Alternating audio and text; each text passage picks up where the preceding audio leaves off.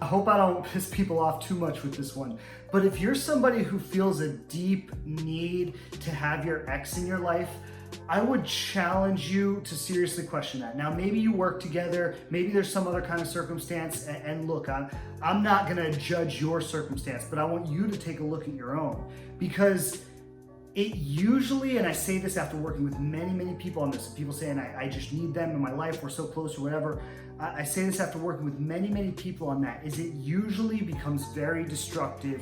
It usually becomes very toxic, especially if the relationship wasn't good in the first place, especially if the relationship was really conflicted to begin with. And that has a lot to do with why you broke up. Continuing that relationship when you're trying to move on with your life, when you're trying to become a new person outside of that relationship, it could be so detrimental to your life, your growth, and your fulfillment. Because here's the thing, relationships are only really healthy to the extent that they are making you grow, they are making you learn, they are making you expand, they're making you become a better person. And if that was happening with this person, it's unlikely that you would have broken up. And that's just really the truth. If this relationship was helping you grow, helping you become a better person, helping you learn, helping you expand, it's unlikely that the relationship with them would have ended, because it would have been an environment that still made sense for you to have in your life. And actually, it's not that we don't learn from our exes, but one of the best ways that we learn from an ex is to distance ourselves from them. Some of the biggest lessons that you'll ever learn from a past relationship comes through the distance that you take. Because you see, when you separate a relationship with someone, when you end a relationship with someone, what you need to do at that point is discover yourself outside of that relationship. Who are you without them? Who are you without that person? Who are you as an individual, not as a part of this relationship, but as just yourself out in the world apart from that person? And that can really be a shock, taking that leap from, I'm part of this team, I'm part of this parent, and now it's just me in the world.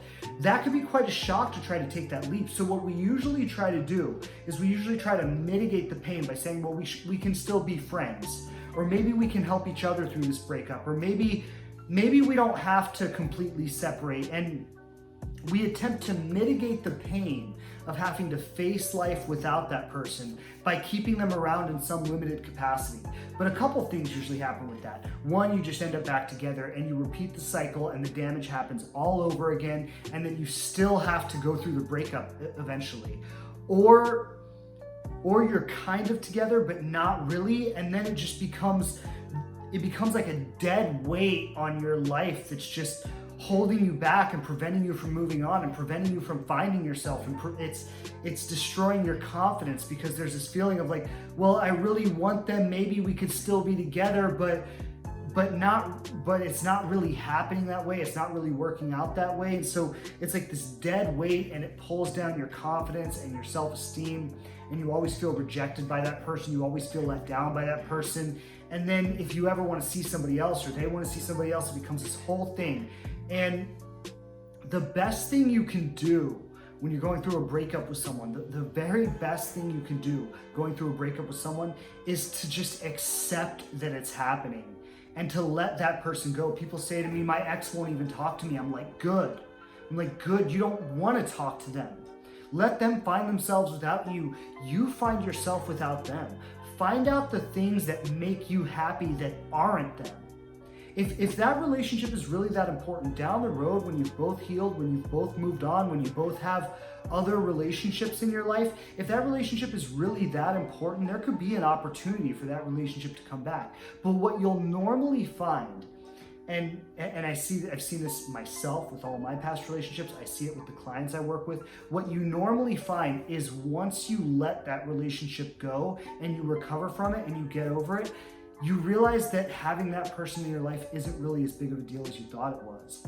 And keeping them around because you were afraid to face the pain of being without them was actually just making it harder for you to take the next most important step in your life.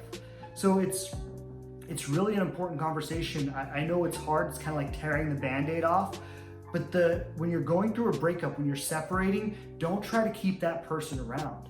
let that person go. Let them go discover themselves without you. You go discover yourself without them. Regain your confidence. Learn how to be confident without that person. Learn how to love who you are and feel good about yourself without that person. Don't cling to them.